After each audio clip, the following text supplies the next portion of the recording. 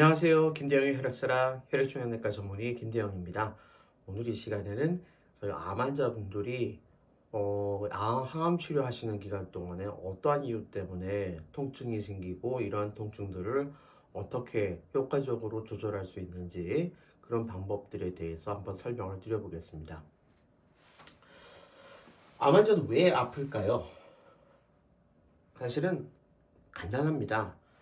암 덩어리가 커지면서 그 암이 우리 몸 여러 군데의 장기에 점점 커지면 중간에 그 조직, 정상적인 조직에 있는 신경들을 자꾸 건드리는데 그 신경이 결국은 통증을 우리가 감지하면서 느끼게 되는 거죠.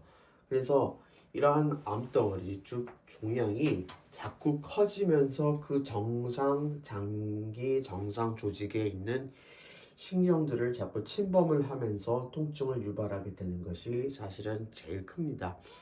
그 침범하는 장기들이 예를 들어서 폐다, 간이다, 이런 여러 가지 장기들의 위치에 따라서 통증이 조금씩 달라지게 되는데, 폐 같은 경우는 사실은 그 주변에 굉장히 많은 신경들이 있어서 통증을 느낄 수 있어요.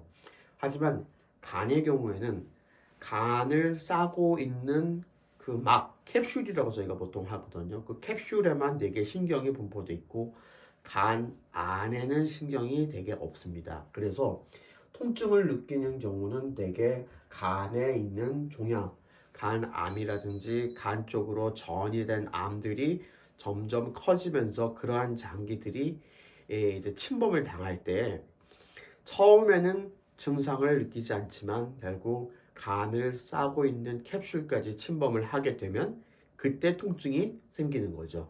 그래서 간을 우리가 침묵의 장기라고 얘기하는 것도 간이 처음에는 통증이 없지만은 나중에 캡슐까지 침범을 했을 때에 그때 통증을 느끼기 때문에 그런 것입니다. 어쨌든 그 종양이 어디를 침범하고 있느냐에 따라서 증상이 조금씩 달라지고 또 양상도 달라지지만 제일 중요한 원칙은 결국 암덩어리가 커지면서 그 암이 침범하고 있는 장기에 정상적인 분포되어 있는 신경을 자꾸 건드리니까 아픈 거죠.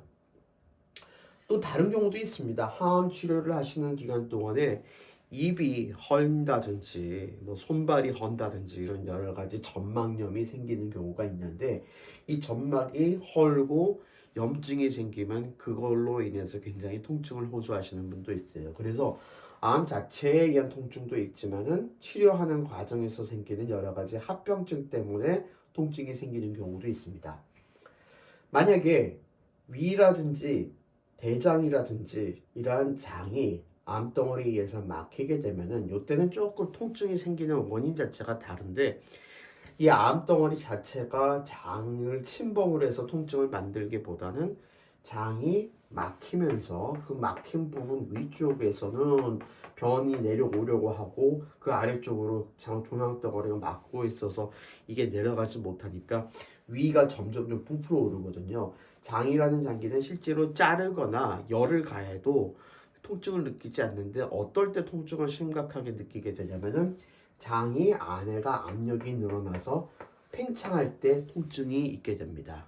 그래서 보통 장에 이렇게 대장암 같은 것이 있다고 하더라도 평상시에는 통증이 없다가 이게 상당히 사이즈가 커져서 장이 막혀서 그 위가 팽창해서 부풀어 오르게 되면 그때 통증이 있게 되는 거죠.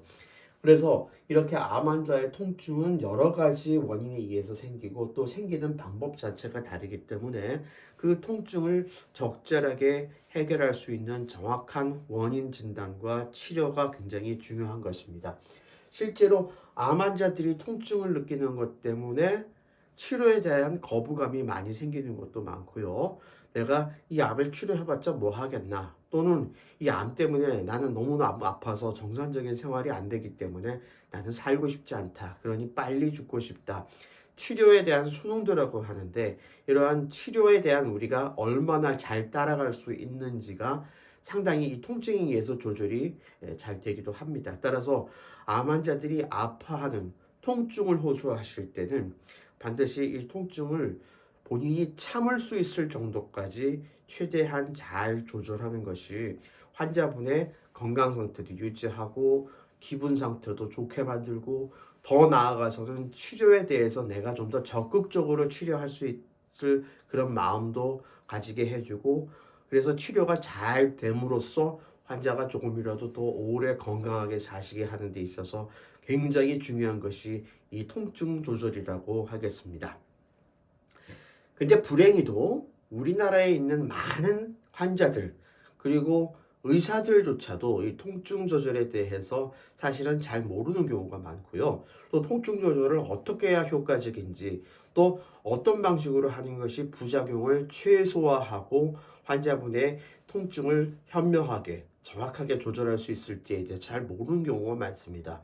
그 실례를 보자면은 우리나라가 이제 전 세계의 선진국 가운데서 암 치료를 잘 하고 있다라고 생각하는 선진국 중에서 마약성 진통제 사용률이 가장 낮은 나라 중에 하나에 속합니다.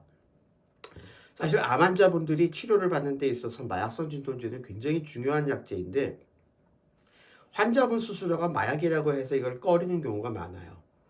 두 번째는 의료진도 마약이라고 해서 이거를 꺼리는 경우가 많습니다. 그래서 대개는 통증을 충분하게 조절할 정도의 효과적인 용량의 진통제, 마약성 진통제들을 처방하지 못하고 항상 어느 정도 일정한 용량에서 머무르기 때문에 그 이상 통증 조절 약을 쓰지 않기 때문에 환자분들의 통증이 잘 조절이 안 되는 경우가 많습니다.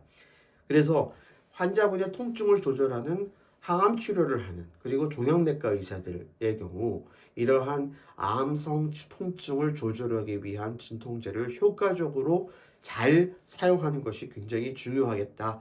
그리고 환자분들의 인식도 내가 이걸 암성 통증, 암이 있기 때문에 생기는 통증을 진통제로 해결하는 것은 별로 바람직하지 않다. 그렇게 생각하지 마시고 암 치료를 하는 과정에서 내가 통증을 잘 조절해야지만 나의 웰빙도 늘어나고 치료에 대한 나 자신의 의지도 좋아지고 그래서 치료가 더 잘 되고 내가 더 건강하게 오래 살 수 있겠다. 이런 생각을 가지고 통증을 적극적으로 조절하시는 것이 굉장히 중요합니다.